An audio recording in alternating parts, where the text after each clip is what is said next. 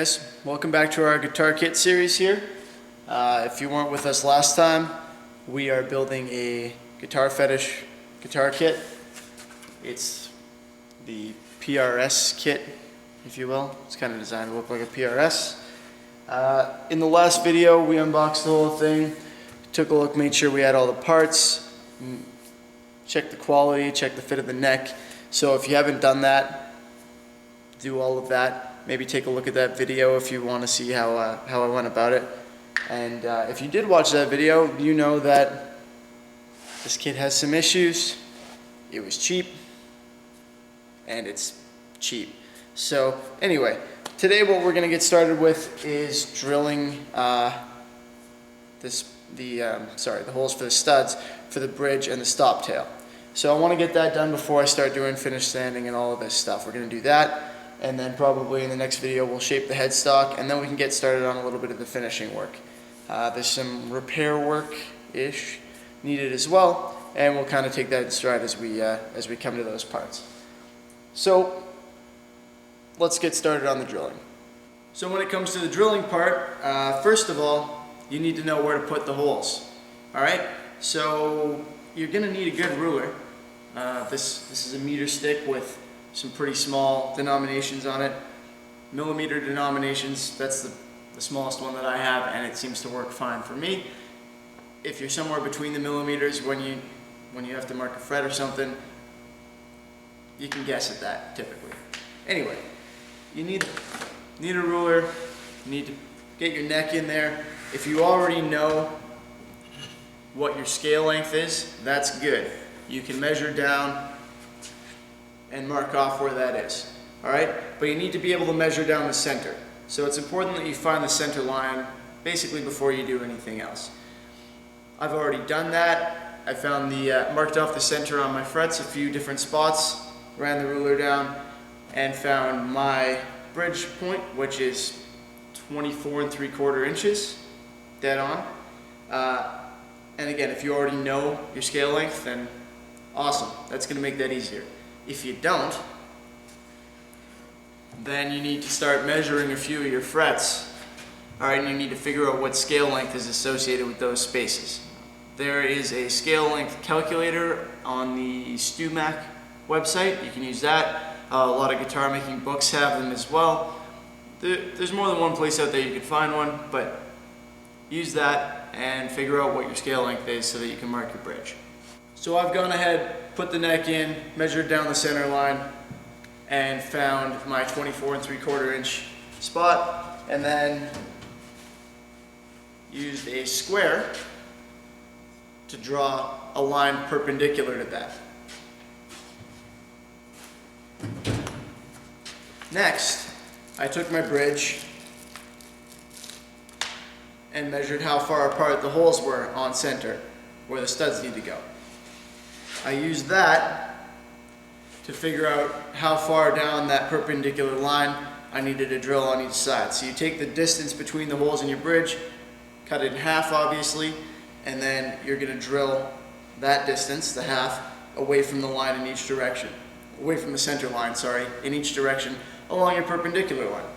So I've already done that, measured it out, and then I put my stop tail just slightly behind the bridge. Let me double check what I did there. 1 5/8 or so. It's not a huge issue where you put your stop tail, to be honest. So I put it a little ways behind the bridge, again made my perpendicular line, measured out how far apart my studs need to be, and made my markings for those. So at this point I've got all of that marked off right on the wood. Next, I need to prepare this thing for drilling. So in order to prevent tear away of the wood when I go to drill, I'm going to put a piece of masking tape over it. This is just standard 3M masking tape. It's relatively transparent. I'm going to put it over top of the areas where I'll be drilling and transfer my markings onto the masking tape. Now, you really should be using a drill press for this, or a pillar drill as they, I think, call it in the UK. A hand drill like this, not a great idea. Now, I figure that anybody who's looking at this cheap a guitar kit probably doesn't have a drill press. So I'm gonna do it with a hand drill, just for the sake of demonstrating the way that you'll be doing it. I don't have any fancy tricks really for keeping it perfectly vertical. I'm sure there are some out there. You might want to look into that. I'm just gonna try and get over top of it and trust myself to drill straight in. So I'm gonna bring the camera in closer now, and we're gonna look at how I go about figuring out how deep to drill, marking off this thing, because you have a stop system on a drill press. You don't have that on one of these. So we'll mark this appropriately and everything, and yeah, we'll get through this. So bring it in closer and we'll get to it. All right, so as you can see here, I've got my drilling spots marked out, but I'm worried about tearaway. So first order of business here is going to be transferring those markings onto a piece of masking tape. Now if you want, you can mask this area off before you do it. I didn't want to do that, and well, I don't regret it. Let's see here, I've got a piece of masking tape on there now, and you can clearly see the marks right through it. In fact, I don't even really need to transfer them onto the top of the masking tape, but I'm going to.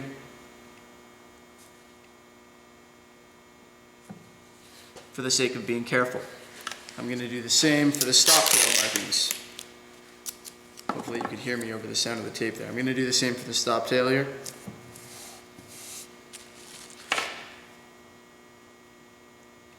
Carefully transfer those over, make sure that they're in the right place, and then I'm just going to take my bridge, double check that those markings are centered. I'm happy with that. I'm going to do the same to the stop tail.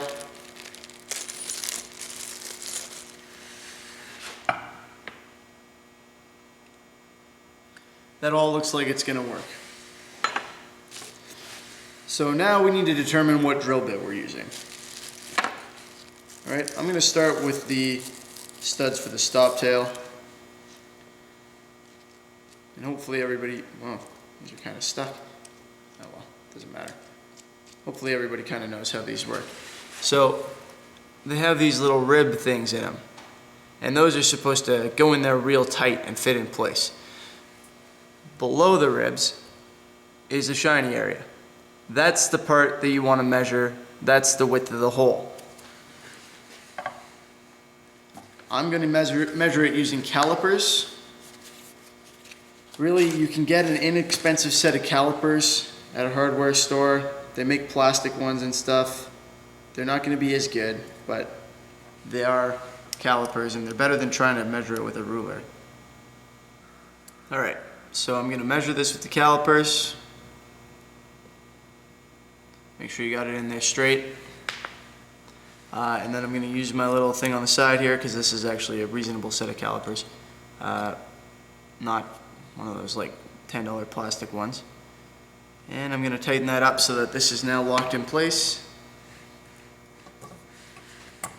And then I'm going to go through this very disorganized set of drill bits and see if I can find one that'll work. I don't have one that'll work. Alright, so after much nonsense, I managed to locate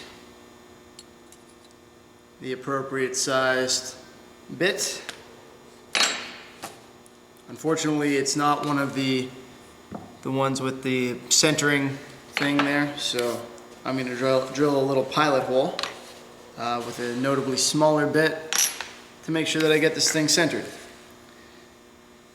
Now that we've established the diameter that we're looking for, we need the depth. Alright, so what I'm going to do, and this is actually fairly simple, is see how deep this goes in. I'm going to put both of my bits up next to it like this and put a piece of masking tape that begins right at that depth where the bit is supposed to stop, and then when I'm drilling in, I'll know to stop when my masking tape gets to the level of the wood.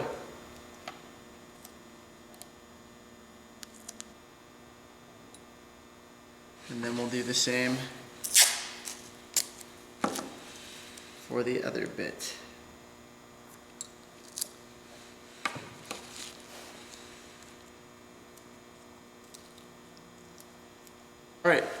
So I'm ready to drill now.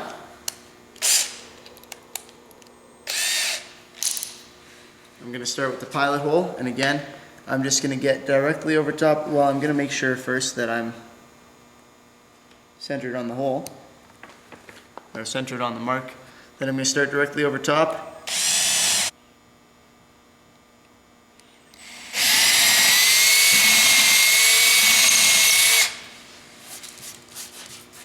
Switch to my big bit.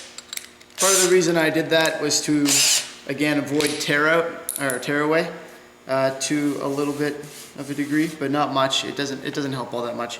The main reason was it's much easier to keep a bit like that centered and straight, and that'll help to guide this bigger one as I drill out the proper sized holes. Now that pilot hole I knew was going to be small enough for all of the holes. Again, I'm starting with the stop tail. Those are the ones that I've measured, so I'm going to drill the back, where the stop tail goes, with this bit, and then I'm going to go back to using my calipers and measure out the post for the bridge.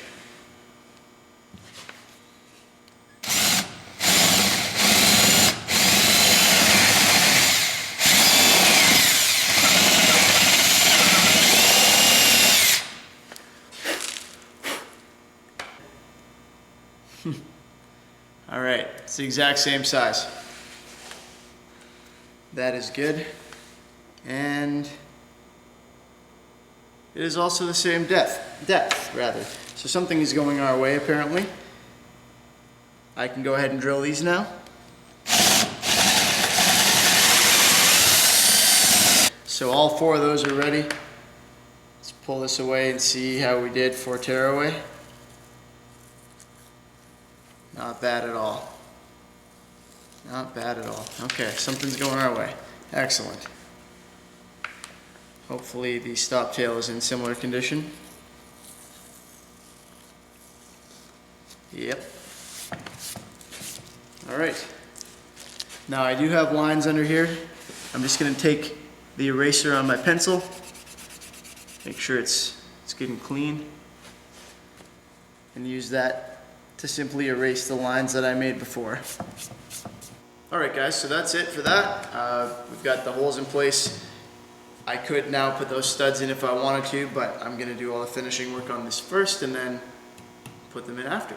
So that concludes this video, I think. In the next one we'll get to work shaping the headstock here, and then we'll start figuring out what problems we want to fix first, I guess, because there are a few of them with this guy. So thanks for watching. I hope you found that helpful, and of course good luck with your guitar builds and any other projects you might be working on. Let me know if you have any questions, and I'll see you next time. Have a good one.